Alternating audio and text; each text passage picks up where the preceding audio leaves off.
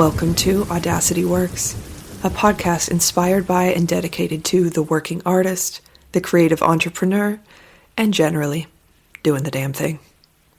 This exists on the premise that the world belongs to those who have the audacity to believe that their lives have value.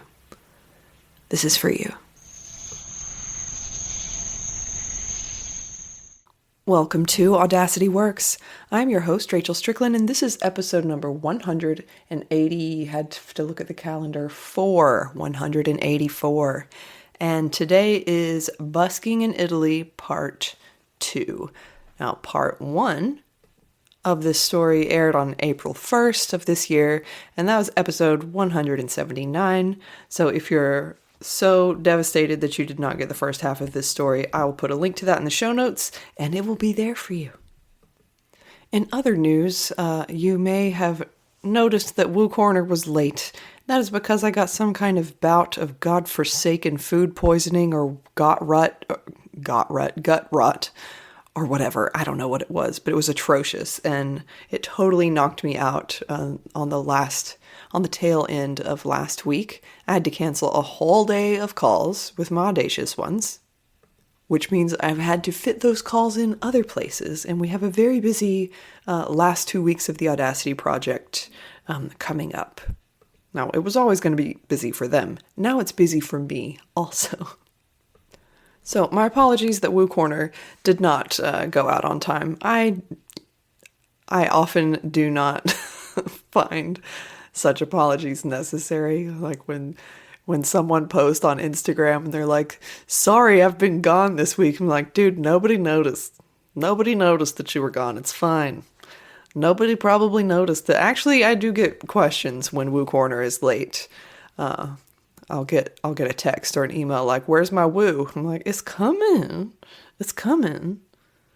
So I guess that dismisses my point, but I do think it's funny when people apologize to Instagram for taking a break. Like, don't be sorry. You just gotta live your life. If you're new here and you're like, "What's Woo Corner? What the hell are you talking about?" I'll put a link to it in the show notes where you can read through many past months of Woo Corners.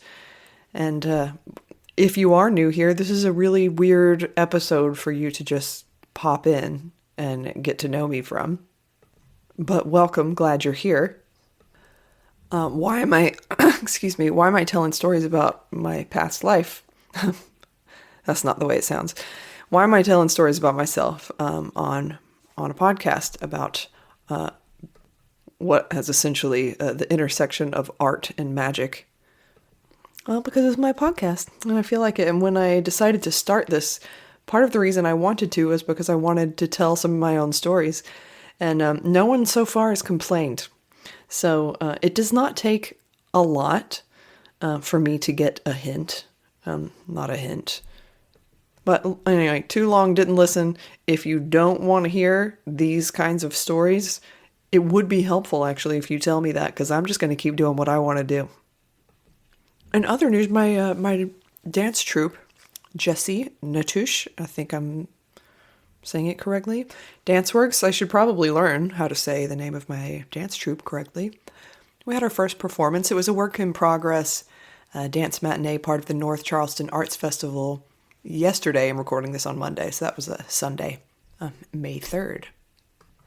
And it made me realize how long it had been since I've been on a stage.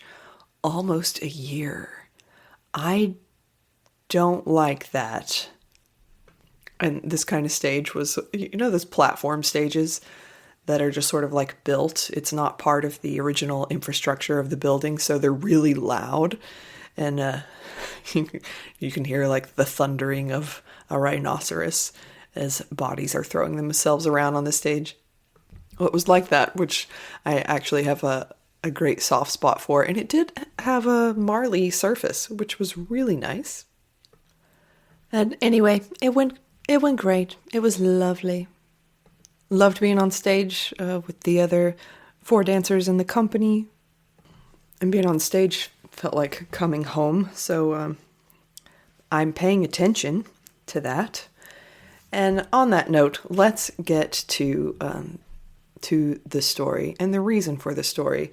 I don't have to tell you that the horrors persist. I don't really mention my responses to the horrors persisting.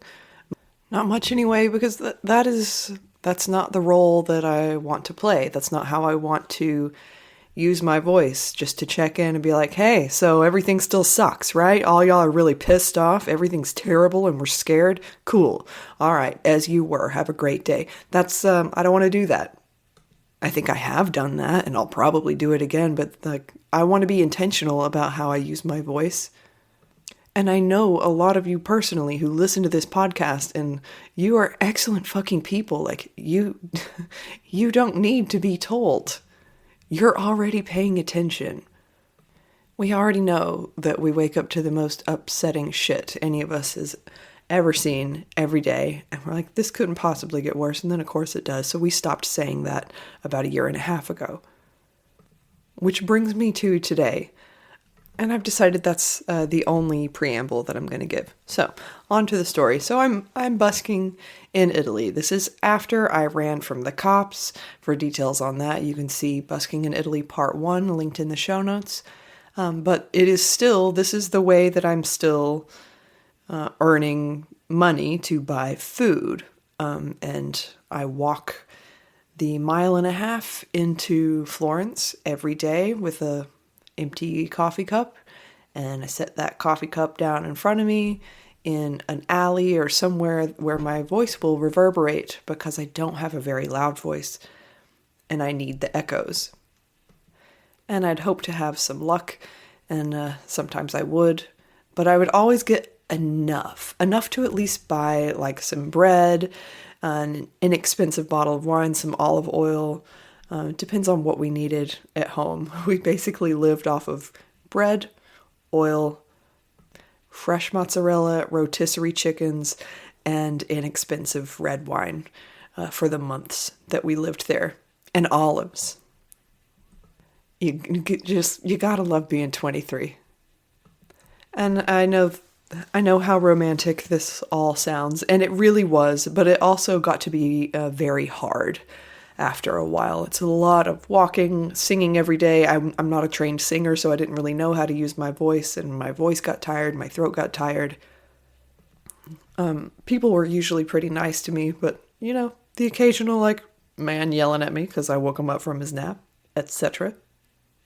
And it did kind of start to wear me down. This one day in particular, I was feeling pretty tired, and I found a new walkway. It was a covered walkway, and by covered walkway I mean a stone arched hallway in between squares. So it had lots of echo, and my voice sounded louder than usual. So I'm like, this is a great spot. It didn't even smell that much like urine.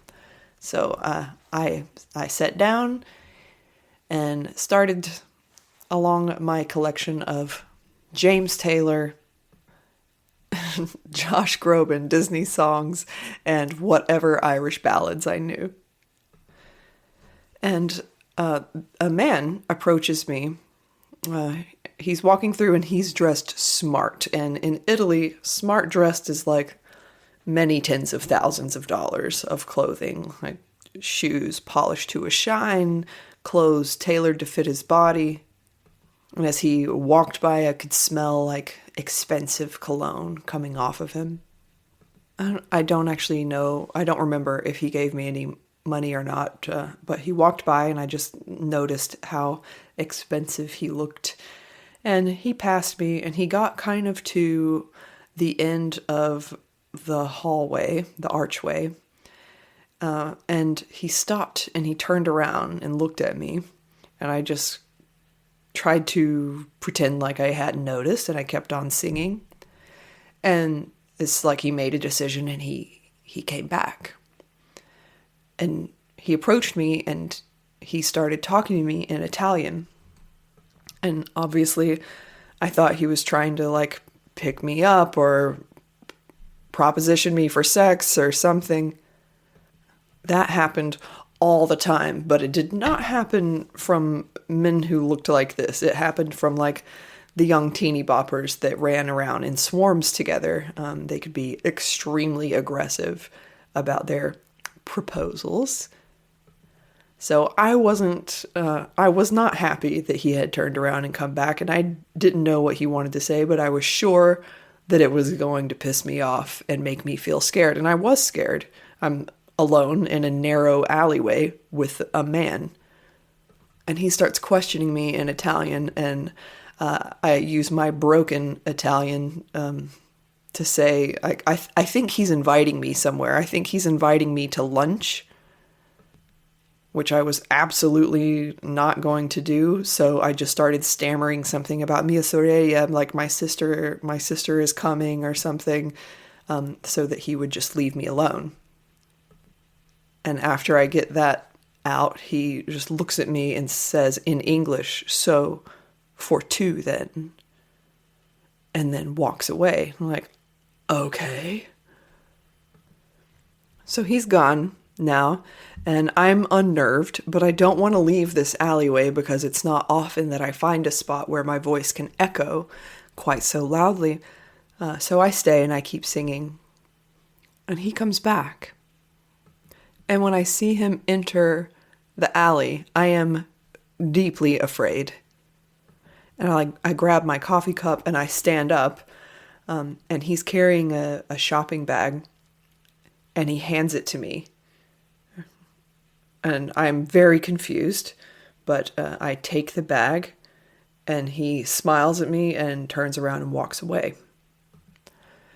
And I watch him leave, and then I look into the shopping bag, and there's like 2 sandwiches, 2 bottles of San Pellegrino, 2 bottles of like a blood orange soda, 2 apples, just like lunch for 2.